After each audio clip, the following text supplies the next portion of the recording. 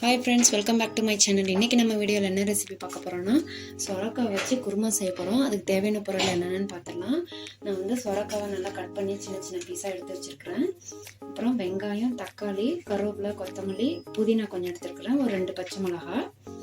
அப்புறம் தாளிப்புக்கு வந்து பட்டை, கிராம்பு, ஏலக்காய், பிரிஞ்சி இலை எடுத்து வச்சுருக்கிறேன். அப்புறம் ஒரு 1/2 மூடி தேங்காவை சோம்பு போட்டு அரைச்சி எடுத்து வச்சுருக்கிறேன். அப்புறம் இஞ்சி பூண்டு பேஸ்ட்டு, காரத்துக்கு வந்து கரம் மசாலா, மிளகாத்தூள், தனியாத்தூள், மஞ்சத்தூள், இதுக்கு தேவையான அளவு உப்பு. இப்போ இந்த குருமாவுக்கு தேவையான இதெல்லாம் பார்த்தாச்சு. இப்போ வாங்க எப்படி செய்யுதுன்னு பார்க்கலாம். இப்போ குக்கர் நல்லா சூடாயிடுச்சு. இதுக்கு தேவையான அளவு எண்ணெய் ஊற்றிக்கலாம்.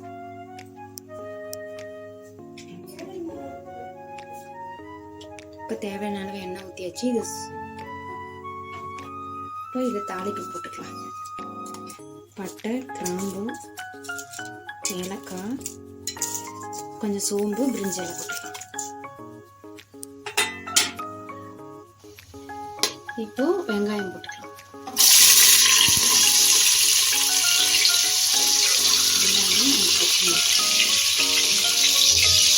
வெங்காயம் நல்லா வதங்கினால தக்காளி போட்டுக்கலாம். இப்போ வெங்காயம் நல்லா வதங்கிடுச்சு. தக்காளி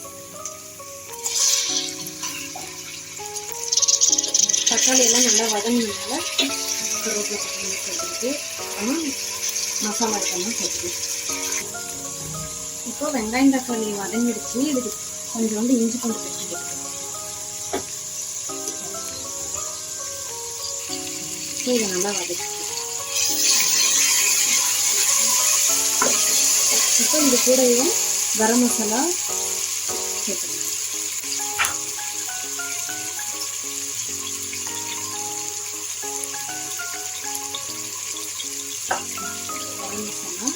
காரத்துக்கு தனி மிளகாய் பேஸ்ட்,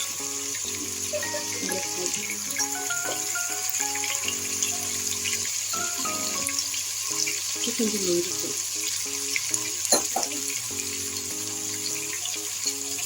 தனியாத்தூள், எல்லாமே திட்டமாக அவங்கவுங்க காரத்துக்கு தகுந்த மாதிரி சேர்த்துக்கலாம். இப்போ இது நல்லா வதக்கிக்கலாம். இந்த பச்சை ஸ்மெல் போகிற வரைக்கும் இது நல்லா வதங்கட்டும். இப்போ இது நல்லா மசாலா நல்லா வதங்கி வந்துருச்சு. இப்போ நம்ம வந்து சொரக்காய் சேர்க்கலாம்.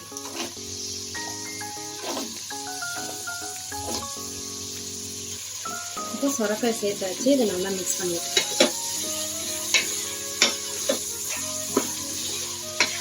இது ஒரு 5 நிமிஷம் நல்லா வதங்கினால நம்ம அரைச்சி வச்ச தேங்காய் பேஸ்ட்டு, தேங்காய் பெருஞ்சீரகம் போட்டு அரைச்சி வச்சிருக்கோம். இதையும் சேர்த்துக்கலாம்.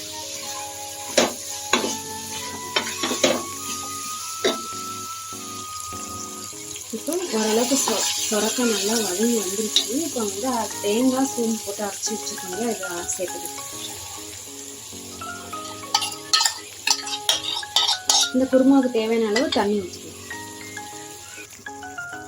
இப்போ இந்த குருமாவுக்கு தேவையான அளவு தண்ணி ஊற்றிக்கலாம்.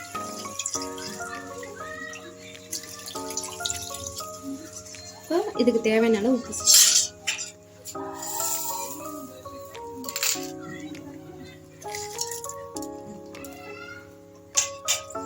இதை நல்லா மிக்ஸ் பண்ணிட்டு இது நல்லா ஒரு கொதி வந்த மேல குக்கர்ல 2 விசில் வச்சு இறக்கிக்கலாம். இப்போ இது இந்த குருமா நல்லா கொதிச்சு வந்துருச்சு. நம்ம வந்து இப்போ குக்கர் மூடி போட்டு விசில் போட்டோம்.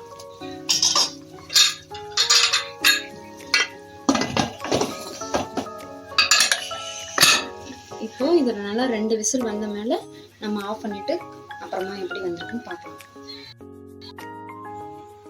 இப்போ 2 விசில் வந்துருச்சு. ப்ரெஷர் விட்டுருச்சு. நம்ம வந்து ஓப்பன் பண்ணி பார்க்கலாம். இப்போ சூப்பரான சொரக்காய் குருமா ரெடி ஆயிடுச்சு ஃப்ரெண்ட்ஸ். இப்போ தோசை ரெடி ஆயிடுச்சு. நம்ம வந்து தோசை கூட தான் குருமா வச்சு சாப்பிட போகிறோம்.